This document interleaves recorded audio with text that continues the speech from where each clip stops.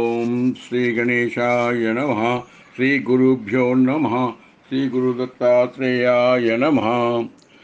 అఖండమండలాకారం వ్యాప్తం ఏన చరాచరం తత్పదం దర్శితం ఏన తస్మై శ్రీ గురవే నమః. గురు అమ్మ గురు నాన్న ఆచార్య గురువే సదా. శ్రీ జ్ఞానైక్యశక్తి పరబ్రహ్మ ఆ జ్ఞాననిధికే నమో నమః. భక్తులందరికీ దత్తుని యొక్క అనుగ్రహ ఆశీస్సులు. మొదటి నామ జపము ఈ అమావాస్యకు పూర్తి అవుతుంది. తదుపరి రెండవ మాసం యొక్క జపనామము ఆరంభమవుతుంది.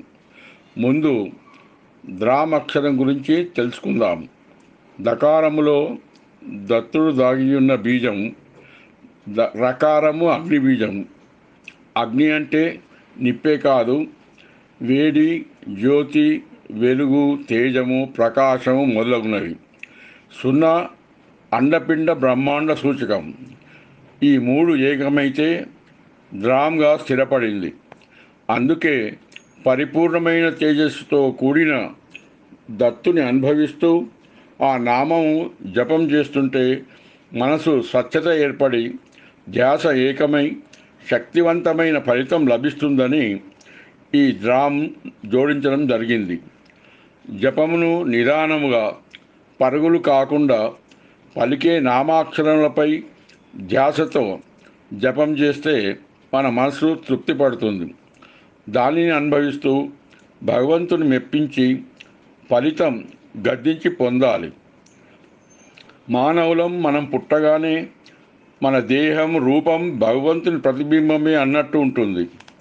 శిశువు ఎన్నిసార్లు దొడ్డికిపోయినా నీళ్లతో కలిగే ప్రసక్తే లేకుండా మురుగువాసన లేని శిశువు బంగారు మెరుపులా ఉంటుంది. మాసాలు గడిచి సంవత్సరం తిరిగే వరకు కలి కాలుష్య మురుగుకు బలి చెవుట ప్రారంభమవుతుంది. గృహస్థాశ్రమ సమయానికి శరీరం మురుగు తటాకమవుతుంది. అధోముఖంగా చాలా మట్టుకు పోయిన నోరు, ముక్కు, వాక్కు, చెవులు, కన్నుల ద్వారా రెట్టింపు మురుగు మనలో చేరుతుంది. ఏ విధంగా అంటే ఓర్వలేనితనము, దేశం, మోసం, కపటం, తగాదాలు, జిత్తులు, అధర్మ నడకలు, మనకు ఉపయోగపడనివి చూస్తూ మొదలగునవన్నీ కనబడని మురుగులు చేరి మనిషిని పుణ్యమార్గంలో ఎదగనీయకుండా బంధించి కీడు చేస్తుంటాయి. సుఖ సంతోషాలకు దూరం చేసి కష్టనష్టాలకు గురి చేస్తూ మానసిక వేదనలను పొందుతూ దేహం తల్లడిల్లుతుంది. అందుకే వీటి నిర్మూలన జరగాలంటే రోజువారీ పూజలతో పోయేవి కావు. వాటితో పాటు క్రమానుసారంగా కొన్ని నియమాలు, నిష్టలు, దీక్షలు, ఏకాగ్రతతో తీవ్రతను జోడించి ఉపాసనా పద్ధతి ప్రకారం చేస్తూ ఉంటే అధిక శాతం ఈ పాపం మురుగు నాశనమవుతుంది. దేహం తేజవంతం, మనిషిలో మహత్తర శక్తి ఆవాహనమై గొప్ప వ్యక్తిగా, శక్తిగా రూపొందగలరు. ఇతరులకు ఉపకారాలు కూడా చేయగలరు. కార్య సఫలం కావాలంటే తనపై తనకు అచంచల దృఢ విశ్వాసం కలిగితేనే సాధ్యం. అది కానిదంటూ ఏది ఉండదు. నిరంతరం దైవ సేవలో ఉన్నవారికి ఎన్ని ఉపకారాలు కలిగినో తరతరాలకు ఎంత నిగూఢ సంపద దొరుకుతుందో ఊహించలేము. ఇక వరములతో పని ఏముంటుంది? మనం చేసే పూజలు, జపాలు ఎంత నిఖార్సుగా చేస్తున్నామో తెలవాలంటే మన కుటుంబము, పిల్లల కుటుంబము, పిల్లల కుటుంబాల వరకు వేరెత్తి చూపేటట్లు లేకుండా ఉండటమే ప్రపంచంకు నిదర్శనం. లోపాలేవైనా ఉన్నా సరిదిద్దుకోవడానికి నియమనిష్టల ఏకాగ్రత, తీవ్రతలతో సాధ్యమవుతుంది. దేనికైనా మన మనసే సారథ్యం వహిస్తుంటుంది. అందుకే చేసే జపంపై గురిపెట్టి అవగాహన చేసుకొని భవిష్యత్తు నందనవనం చేసుకోండి. ఇక ముందు మాసంలో చేసే జపం యొక్క నామం చెప్తాను, వినండి. ఓం ద్రాం కార్తవీర్యార్జున రాజ రాజ్యప్రదాయ నమః. ఓం ద్రాం కార్తవీర్యార్జున రాజ రాజ్యప్రదాయ నమః. ఓం ద్రాం కార్తవీర్యార్జున రాజ రాజ్యప్రదాయ నమః.